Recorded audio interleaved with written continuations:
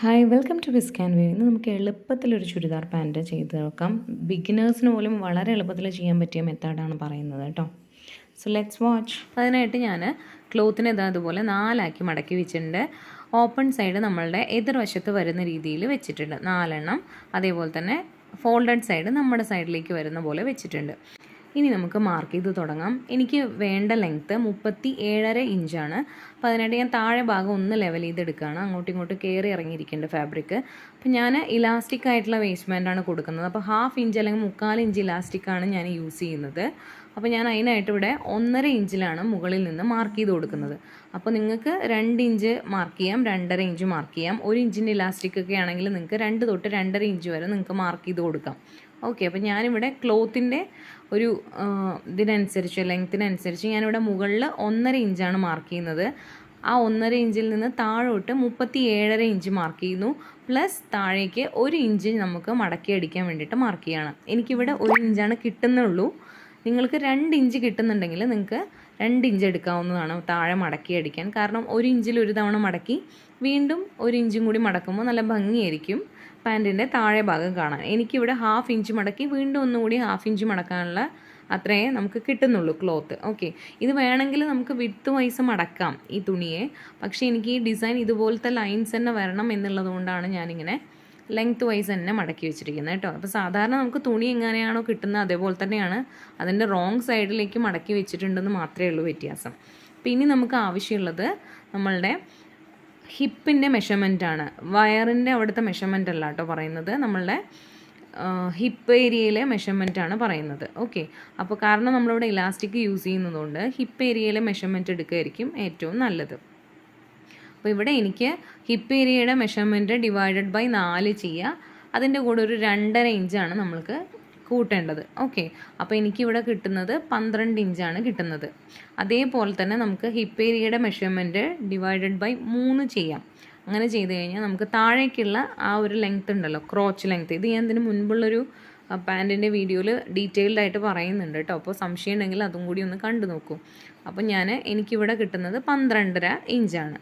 Okay, അപ്പോൾ അത് നമുക്കൊന്ന് ഇതുപോലെ സ്ട്രെയിറ്റ് ലൈൻ ആക്കിയിട്ട് വരച്ചു കൊടുക്കാം. ഇങ്ങനെ ഒരു സ്ട്രെയിറ്റ് ലൈൻ വരച്ച ശേഷം നമ്മൾ ഇങ്ങോട്ട് എക്സ്റ്റെൻഡ് ചെയ്തിട്ടുള്ള ആ ലൈനിൽ നമുക്കൊരു 2.5 തൊട്ട് 3 ഇഞ്ച് വരെ മാർക്ക് ചെയ്യാം. അപ്പോൾ 2.5 ഇഞ്ച് മാർക്ക് ചെയ്തു, പ്ലസ് ഒരു 1/2 ഇഞ്ച് നമുക്ക് സീം അലവൻസിന് വേണ്ടി മാർക്ക് ചെയ്തിട്ട് ഇതുപോലൊരു ഷേപ്പ് ചെയ്ത് കൊടുത്തു. അതിനുശേഷം താഴെ നമ്മൾ 6.5 ഇഞ്ചും പ്ലസ് 1 ഇഞ്ചാണ് നമ്മൾ താഴെ സീം അലവൻസ് കൊടുക്കുന്നത്. അതിനുശേഷം ഞാനിവിടെ സ്കെയിൽ യൂസ് ചെയ്തിട്ട് ഇതുപോലെ സ്ട്രെയിറ്റ് ആയിട്ടാണ് വരയ്ക്കുന്നത്. കർവ് സ്കെയിൽ ഉണ്ടെങ്കിൽ നിങ്ങൾക്ക് ജസ്റ്റ് ഒന്ന് കർവ് ചെയ്തിട്ട് വേണമെങ്കിൽ വരയ്ക്കാം. അപ്പോൾ താഴെ ഇത്ര ലൂസ് വേണ്ടാന്നുണ്ടെങ്കിൽ നിങ്ങൾക്ക് 6 ഇഞ്ച് എടുത്താൽ മതി കേട്ടോ. അതിനുശേഷം നമുക്കിതുപോലെ കട്ട് ചെയ്തെടുക്കാം. ഇപ്പോൾ നമ്മൾ കട്ടിങ് കഴിഞ്ഞിട്ടുണ്ട്. അപ്പോൾ നമുക്കിതുപോലെ 2 പീസ് കിട്ടും അത് നിവർത്തി വെക്കുമ്പോൾ.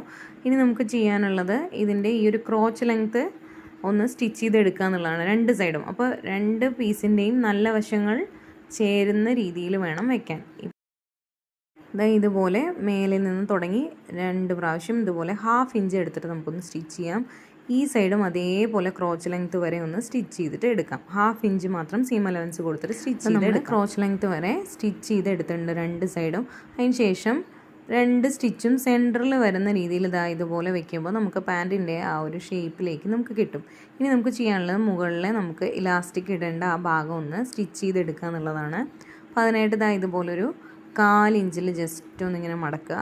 അതിന് ശേഷം നമ്മൾ മാർക്ക് ചെയ്തിട്ടുണ്ടല്ലോ 1.5 ഇഞ്ച്, അപ്പോൾ അത് കണക്കാക്കിയിട്ട് ഇതുപോലെ ആ വരയിലേക്ക് കറക്റ്റായിട്ട് വെച്ചിട്ട് ഇങ്ങനെ വെച്ചിട്ട് നമുക്കൊന്ന് സ്റ്റിച്ച് ചെയ്തെടുക്കാം. ചുറ്റും ഒരു 2 ഇഞ്ച് ഗ്യാപ്പ് ലാസ്റ്റ് വിട്ടിട്ട് നമുക്കൊന്ന് സ്റ്റിച്ച് ചെയ്തെടുക്കാം. കാരണം നമുക്ക് അതിൽ കൂടെ വേണം ഇലാസ്റ്റിക് കയറ്റി കൊടുക്കാൻ.